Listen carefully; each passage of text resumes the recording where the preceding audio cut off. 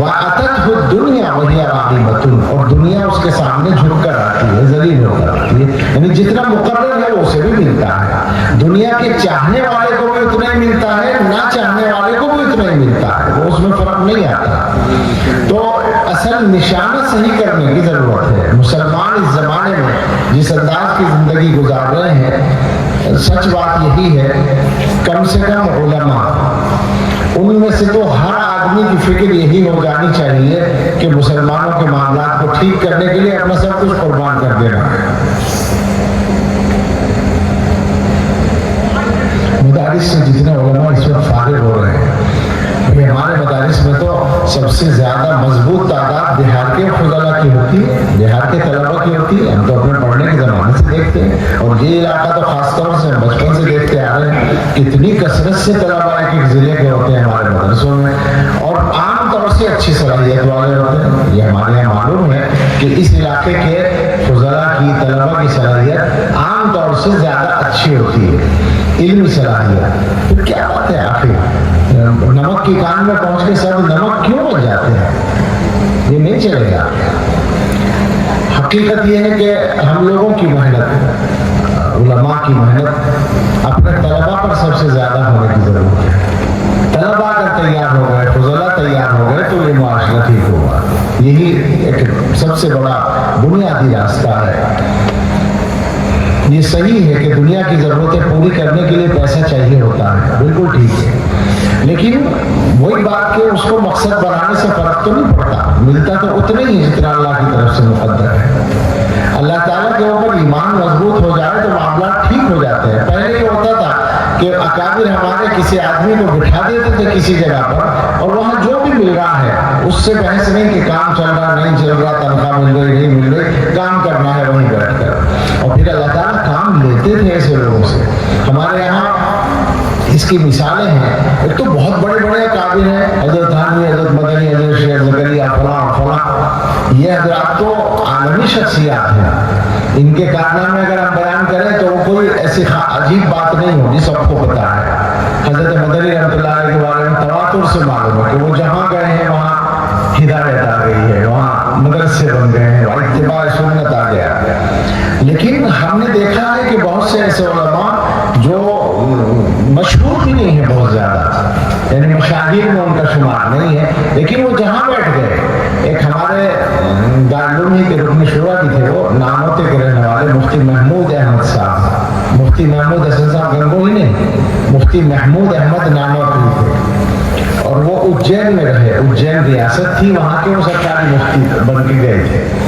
اجین کے علاقے میں، بلکہ اب تو اندور کا علاقہ ہے، اس میں مہو جگہ ہے، وہاں وہ رہتے تھے. اب تو ان کے پوتے پڑھوتے ہیں.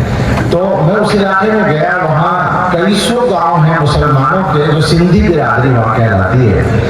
مفتی صاحب کے صحبت یافتہ لوگوں سے میری ملاقاتیں ہوئی، تو انہوں نے بتایا کہ جس زمانے میں مفتی صاحب نے آ کر کام شروع کیا تو ہماری برادری میں شادیوں میں باقاعدہ قوالفیں آتی تھی ناچنے کے لیے. باقاعدہ جسے وہ جز تھا شادی کا کہ رنڈیاں آئیں گی اور ناچیں گی.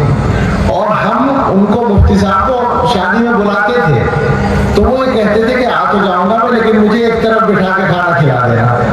تو ادھر طوائف ناچ رہی ہے اور وہ دوسری طرف چپکے سے بیٹھ کے کھانا کھا کے چلے گئے. تو وہ یہ کہتے ہیں کہ انہوں نے یہاں اس طرح محنت کی لوگوں سے رابطہ رکھا. بعد میں ایک صاحب سناتے تھے، بوڑھے تھے وہ بھی، وہ کہتے تھے کہ ہم نے پوچھا مفتی صاحب سے کہ آپ کیسے برداشت کرتے تھے اس بات کو. تبدیلی آ گئی تو ان کو بھی سمجھ آ گئی، سب کو دینداری آ گئی بڑی تعداد میں، تو آپ کیسے برداشت کرتے تھے؟ تو انہوں نے یہ فرمایا کہ اگر میں اس کو نہ جھیلتا تو تم لوگ مجھ سے قریب کیسے ہوتے اور پھر معاملہ کیسے ٹھیک ہوتا. تو کئی اضلاع کے اندر ان کا اکیلے کا اثر ہے، اس کی برکت سے اب وہاں مدارس بھی ہیں، دینداری بھی ہے. ہمارے دارالعلوم کے مبلغ تھے حضرت مولانا ارشاد صاحب رحمۃ اللہ علیہ، بعض لوگوں نے دیکھا ہوگا ان کو. ان کے بیٹے مفتی احمد سعد ہیں جو دیوبند میں عیدگاہ کی طرف مدرسہ ہے. بڑے مبلغ تھے دارالعلوم کے، لیکن آپ جانتے ہیں کہ مبلغ تھے اور کیا، کوئی شیخ الحدیث نہیں تھے، کوئی صدر مدرس نہیں تھے. حضرت مولانا شاہ وسیع اللہ صاحب رحمۃ اللہ علیہ کے تربیت یافتہ تھے، خلیفہ تھے ان کے. کئی صوبے ایسے ہیں جہاں دیوبندیت ان کے ذریعے پہنچی. یہ جو آپ کا مہاراشٹر میں सांगली जो शहर है, जुड़वा शहर, वहाँ में गया तो उन्होंने बताया कि एक दफा मौलाना का यहाँ बयान रखा। अच्छा, जो ज्यादातर बिदती थे, हर गांव में दो चार लोग अपने थे, तो सब जमा हो गए और जलसा हो गया। मौलाना बयान कर रहे थे, बरेलवियों ने किसी आदमी को तैयार किया, नौजवान को, और वो आया सामने थोड़े फासले पर, उसने पत्थर फेंक के मारा और वो मौलाना की पेशानी पे लगा। अच्छा, मिजाज है वो गुस्सावर थे, आम हालात में सख्ती थी मिजाज में। अब वो परेशानी फट गई, खून निकलने लगा और मजमा जो था अपने लोगों का था, वो एकदम खड़े हो गए, कौन है, पकड़ो मारो। तो मौलाना ने फौरन ऐलान किया उसी चोट की हालत में कि आप लोग खामोश बैठ जाए, जिसने पत्थर फेंक कर मारा है वो जानता नहीं है, उसे गुमराह किया गया है और मैं उसको माफ करता हूँ। वही के वही ऐलान किया फौरन कि मैं माफ करता हूँ। उसके बाद वो पट्टी उनकी की गई। तो वो लोग बताते थे कि वो नौजवान रात को खुशामद करता फिर रहा था लोगों की कि भाई मुझे उस मौलवी के पास ले चलो, मैं उससे माफी मांगना चाहता हूँ। और वो माफी मांगी उसने आकर, और फिर वो देवबंदियत का खूंटा बन गया उस इलाके में। मैं जब गया तो वो जिंदा थे, वो साहब और बूढ़े हो चुके थे, वो जवान। लोगों ने बताया कि वो भी मौजूद है। तो अजीब अजीब तरीके से लोगों ने काम किया है। और जब अपने बड़ों की तरबियत, यानी मेरा रुख सही बात यह है कि उलमा की तरफ ही है, हम लोगों से क्या बात करें, उलमा पर मेहनत करने की जरूरत है। और जब उलमा का अपने बड़ों से सही ताल्लुक होता है तो एक वाकया हम सुनते हैं अल्लाह ताला किस तरह काम लेते हैं, और वो बिल्कुल सनद मुत्तसिल के साथ है। हमने सुना है उस्ताद मोहतरम हज़रत मौलाना सैयद अरशद मदनी साहब दामत बरकातुहू से, और वो सुनाते हैं कि उनको उनके बड़े भाई फिदाए मिल्लत हज़रत मौलाना सैयद असद मदनी रहमतुल्लाह अलैह ने सुनाया, और उनको शेखुल इस्लाम हज़रत मदनी रहमतुल्लाह अलैह ने सुनाया। हज़रत मदनी रहमतुल्लाह अलैह सुनाते थे कि हज़रत नानोतवी रहमतुल्लाह अलैह के इंतकाल के बाद एक आदमी दारुल से फारिग हुआ, शायद बंगाल का या कहाँ का लड़का था वो, और वो देवबंद से करीब रुड़की के इलाके में कहीं काम करने लगा। सलाहियत कमजोर थी, लेकिन उसने एक दिन देवबंद आकर असातिज़ा को बताया कि मैं वहाँ काम करता हूँ, और वहाँ पर कुछ नौजवानों को एक हिंदू पंडित ने या ईसाई पादरी ने चैलेंज दे दिया मुनाजरे का, और लोगों ने कहा हमारे इमाम साहब मुनाजरा करेंगे। इमाम साहब को बेचारे को पता भी नहीं उस मौजू पर क्या तैयारी करनी है। तो वो कहते हैं कि जब उन्होंने चैलेंज कबूल कर लिया तो मुझे जाना पड़ा। अब मैं अल्लाह से दुआ करके वहाँ पहुँचा, और मैं सोच रहा था कि मैं क्या जवाब दूंगा, क्या बोलूंगा। तो मैंने देखा कि एक साहब आए और उन्होंने मेरी पीठ पर हाथ रखा और ये कहा कि अल्लाह के भरोसे पर शुरू करो। तो मुझे नहीं पता मैंने क्या बोला क्या नहीं बोला, लेकिन वो आदमी हार कर शिकस्त मानकर चला गया। जो सामने आया हार गया, और वो साहब जो आए थे उनकी शक्ल ऐसी थी, कपड़े ऐसे थे।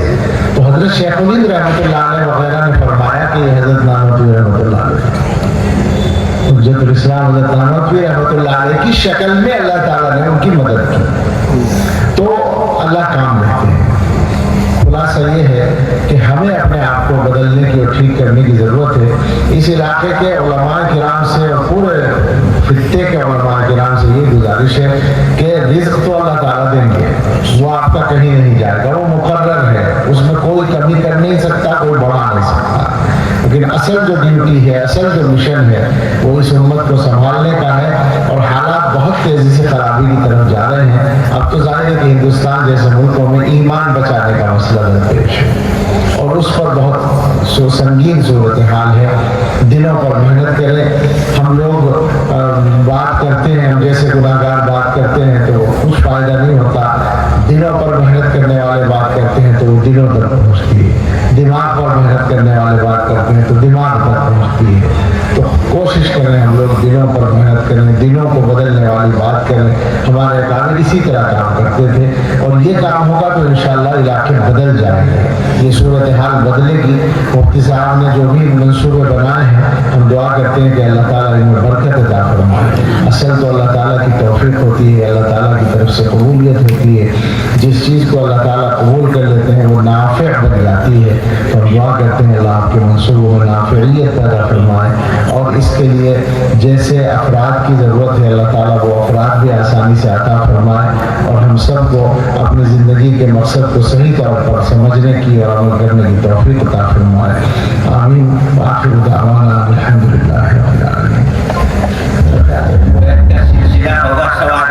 कुर्सी छोड़कर आगे आ जाइए।